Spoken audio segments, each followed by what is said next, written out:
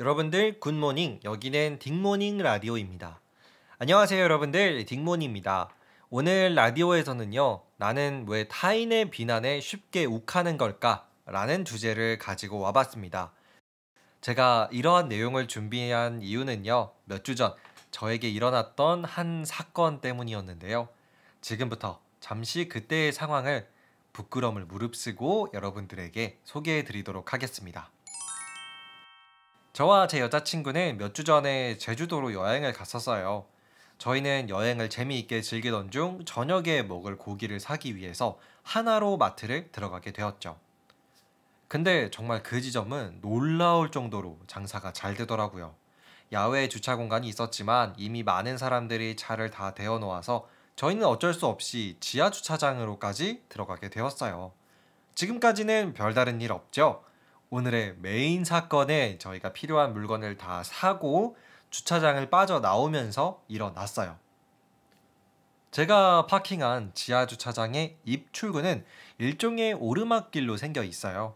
주차장에 들어가기 위해서는 내리막길을 내려가야 하고 주차장에서 나오기 위해서는 언덕길을 올라야 했죠. 저는 언덕길을 조심히 오르면서 지하 주차장을 빠져나왔고 어디로 차를 움직여야 할까를 생각하고 있었어요. 그 순간 제 정면 쪽에서 차 한 대가 오고 있더라고요. 그래서 당연히 지하 주차장도 입출구를 같이 쓰고 있으니까 하나로 마트에서 나가는 것도 같이 쓰겠구나 라는 생각이 들었고, 저는 차가 오는 방향으로 당당히 직진을 했어요. 그런데 사건이 벌어졌죠. 앞에 제 쪽으로 다가오는 차는 크락션을 빵빵 울리기 시작했고, 뒤에서는 주차관리 요원이 뛰어오고 있더라고요. 그런데 이 주차 요원이 뭐라고 소리를 지르기 시작하더라고요. 더 화가 났던 건 운전자인 저를 보지 않고 제 옆에 조수석에 타고 있던 여자친구를 보면서 막 화를 내는 그런 액션을 보여주더라고요. 그때는 정말이지 화가 많이 났어요. 아니, 솔직히 내가 여기를 처음 와봤고 모를 수도 있지 않나? 그리고 내가 무슨 고속도로에서 역주행을 한 것도 아니고 일방 통행인 도로에서 그런 것도 아니고 차 두 대는 충분히 지나갈 만한 공간이었는데 그렇게까지 화를 내면서 우리를 쫓아왔었어야 했나? 라는 생각에서 비롯된 분노가 계속해서 이어지더라고요. 여기서 저는 욱하는 마음에 솔직히 그 주차 관리 요원의 사회적 배경을 콕 집어 이야기한다거나 그 사람의 외모를 가지고 뭐라고 많이 했어요. 속된 말로 씹는다고 하죠. 물론 그 사람에게 직접 창문을 내리고 이야기하지는 않았어요.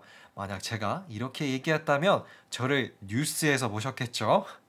아무튼 저는 그냥 넘길 수도 있는 타인의 비난에 좀 과도하게 반응을 하게 되더라고요.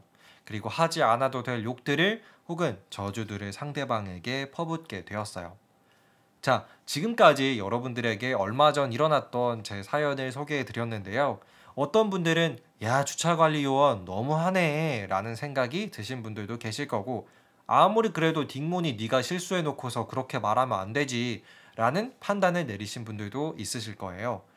여러분들도 혹시 저와 같은 이런 경험 있으신가요? 내가 잘못했든 안 했든 타인의 비난을 들으면 쉽게 욱하게 되는 경우가 있으셨나요? 저는 솔직히 요새 이런 상황들이 꽤 자주 생기는 것 같아요. 내 가족들 혹은 내 여자친구 아님 정말 친한 친구들이 저에게 해주는 조언 혹은 비판까지도 저는 수용을 꽤 잘하는 편이에요.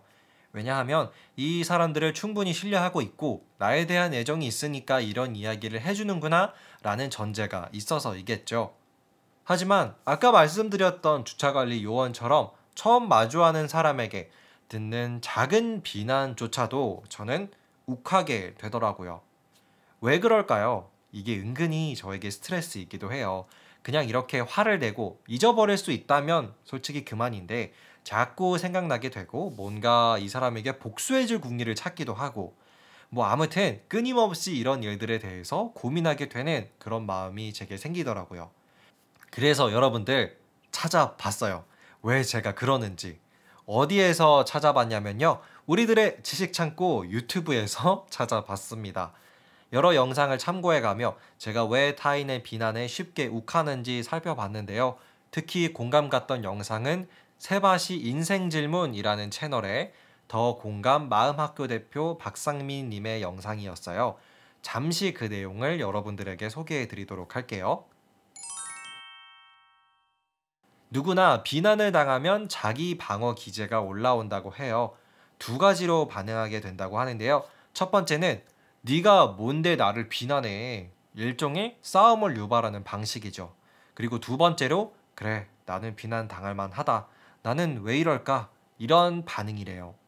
저는 아무래도 전자에 가까운 반응을 하고 있는 상황인 것 같네요.